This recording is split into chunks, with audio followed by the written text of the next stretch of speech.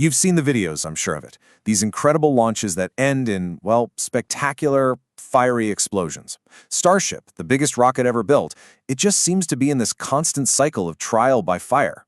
But what if these aren't just failures? What if all this chaos, all these explosions, are actually part of the plan? So check out this quote from SpaceX. This right here, this is the key to understanding everything they do.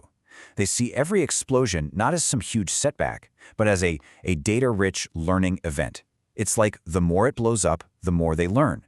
So today, we're going to unpack exactly what they figured out from their latest, let's call them harshest lessons. All right, so here's our flight plan for this explainer. First, we'll tackle the big mystery head-on. Then, we're going to play detective and dissect two major failures.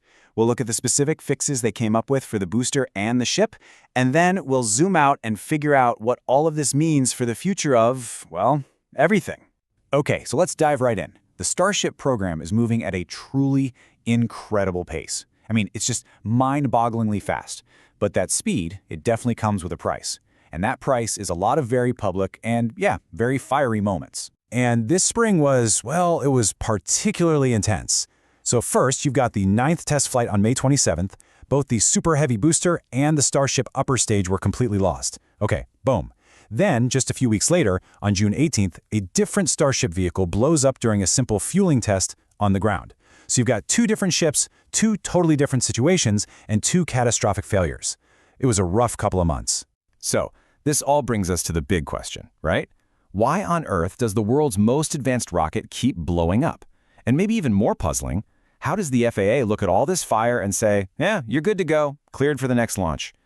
It seems crazy, but the answer, as it turns out, is all in the data they pulled from the wreckage. All right, first things first, let's deconstruct exactly what went wrong during Flight 9. And what's wild is that it was basically two separate failures that just happened to be packed into one single, very dramatic mission. Okay, so the mission starts off perfectly. I mean, textbook.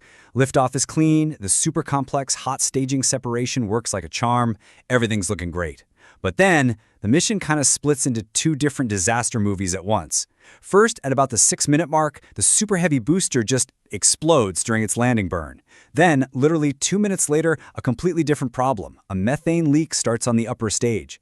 That leak ultimately doomed the ship, and they lost communication about 40 minutes after that. So let's focus on that first failure, the booster. Now, you got to understand, the goal here wasn't a perfect landing. Not at all.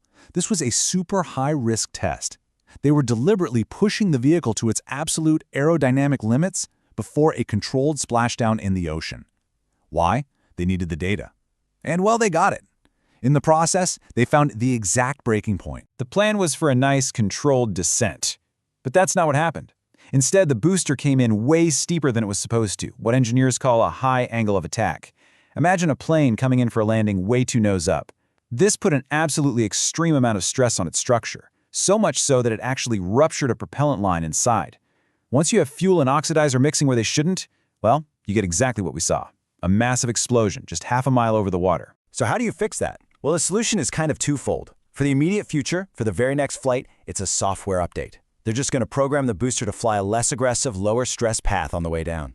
Easy enough. But for the long term, they're working on a full-on hardware solution. They're redesigning the grid fins, you know, those big waffle iron-looking things at the top, to give them more control. The goal is to eventually be able to fly those super aggressive profiles, but to do it safely with a more robust design. Okay, so that takes care of the booster problem. But remember, that was only half the story.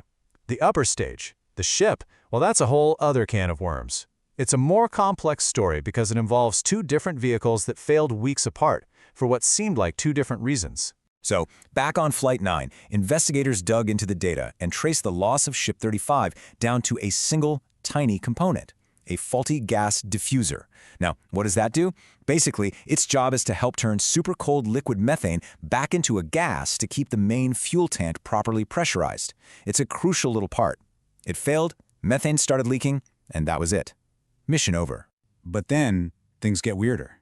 Just a few weeks after that flight, the next ship in line, Ship 36, is just sitting on the test stand. They're doing a routine fueling test, and it explodes. The cause this time? It wasn't a methane leak. Nope. It was a catastrophic failure of one of the high-pressure tanks they used to store nitrogen gas. And this brings us to a really important piece of hardware, something called a COPV. It stands for Composite Overwrapped Pressure Vessel. The easiest way to think of it is like a super strong but really lightweight bottle that's designed to hold gas under insane amounts of pressure. And what the investigation found was that one of these COPVs on Ship 36 had hidden damage, probably from when it was manufactured, that nobody could see. When they put it under the stress of fueling, it just gave way, spectacularly. You know, SpaceX actually has its own special term for this kind of thing, a RUD. It stands for Rapid Unscheduled Disassembly. And yeah, it's a bit of dark humor, but it perfectly captures their whole philosophy.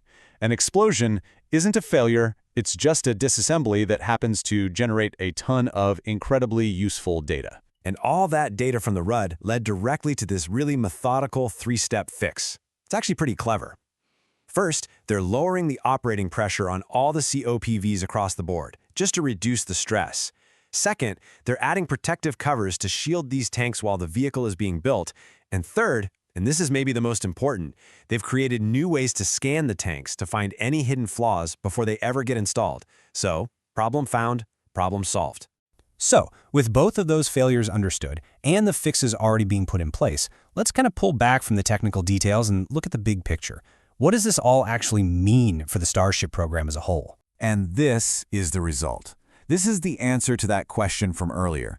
The FAA reviewed SpaceX's whole investigation. They saw the clear evidence, this broke, which caused that, for each failure, and they accepted the fixes.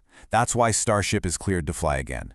It was never about ignoring the explosions. It's about proving with data that you've learned from them and that you have solved the root cause. And man, is it important for them to get this right. Because you have to remember, Starship isn't just some other rocket. This is the vehicle that NASA has picked to land the next American astronauts on the moon. On top of that, it's designed to be the very first fully and rapidly reusable launch system ever, a breakthrough that could literally change everything about how we get to space. And that NASA lunar landing, the one for Artemis 3, the target for that is 2027. That's the deadline, and it's coming up fast. So every single test, every flight, and yep, every single explosion. It's all a step on a very, very tight schedule to get humans back to the moon. The pressure is absolutely on. Which kind of leaves us with this one big final thought. For decades, the way we built rockets was to test everything to perfection on the ground to try and avoid any possibility of failure in the air. SpaceX has just completely turned that idea on its head. They've chosen to test in the sky, where the conditions are real, even if that means we all get to watch these spectacular failures. So the question we're left with is this. Is this crazy fast fly, fail, fix cycle the new blueprint for reaching the stars? Is this aggressive, maybe messy approach the fastest, or heck, maybe even the only way to make that next giant leap?